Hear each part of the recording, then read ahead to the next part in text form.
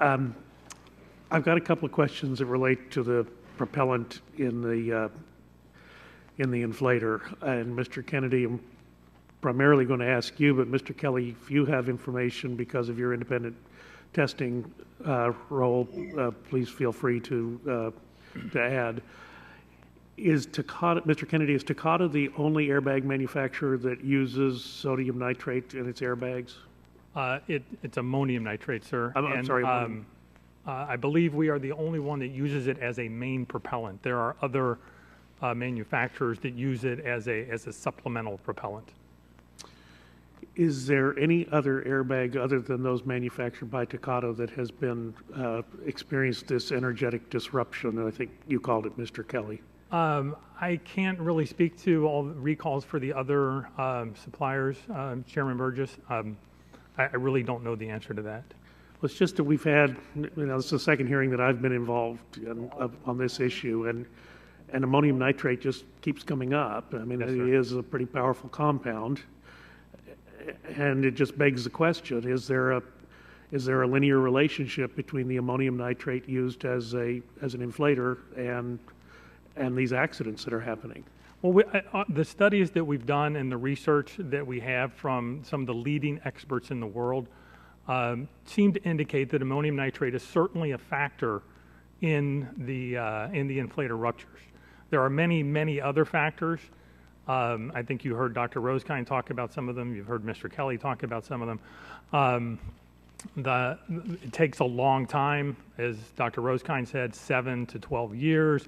It takes high absolute humidity. It takes high heat. But what's difficult about the situation is you can put two inflators in that situation. One of them is fine and one of them is not. So that is really what the struggle has been with getting to the root cause. But ammonium nitrate appears to be one of the factors that contributes. Since high humidity is an issue, my understanding is some of these are manufactured with a desiccant to absorb humidity. Yes. Which would then go along with the 7 to 12 year time frame of presumably the desiccant's going to get completely used up over some period of time. Is that correct? I don't know that it would get completely used up, sir. It depends on the amount of moisture that is in a particular inflator and the amount of desiccant. Many of our later generation inflators do contain desiccant along with ammonium nitrate. We have not seen this issue with those inflators in the field. So we know that is a factor that contributes to the life of the inflator.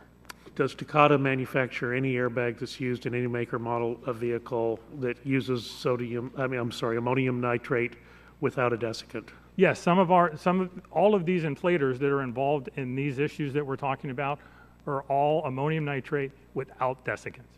And are you still manufacturing ammonium nitrate without a desiccant as the propellant? For a few platforms that we have not transitioned out of yet, but we are working to transition out of them as quickly as possible. So, I'm sorry, you go out and buy a brand new car off the showroom floor, and it could have one of these instruments in it? It could have an ammonium nitrate based inflator that does not have desiccant. That's correct. Is there any obligation to warn the consumer that they're buying something that may be problematic? Well, the recalls that are in process at this point are for certain time frames, certain vehicles, certain technologies. Those would not be involved in a brand new vehicle at this point.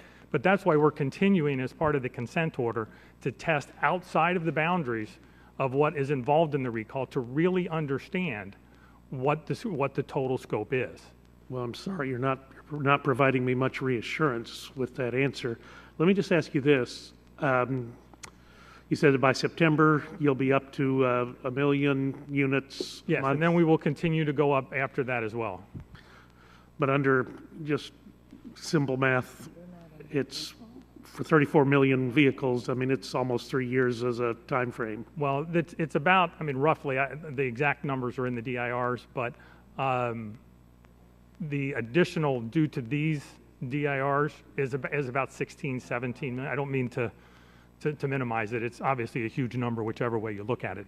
But previously, there had been about 18 million of that 34 that have already been under under recall. We've supplied over 4 million kits already since January of last year. And now, as I said, we're up to 750,000 a month, going to 1 million a month. Okay, let me just ask you this. I don't mean to interrupt, but my time's up. That's okay. Are any of the replacement modules that you're putting in, reinstalling in vehicles that are brought in to have their airbag system changed out, are any of those ammonium nitrate propellants without desiccants? Some of them are. As I said, we've gotten about 50% with outside inflators that are non-ammonium nitrate.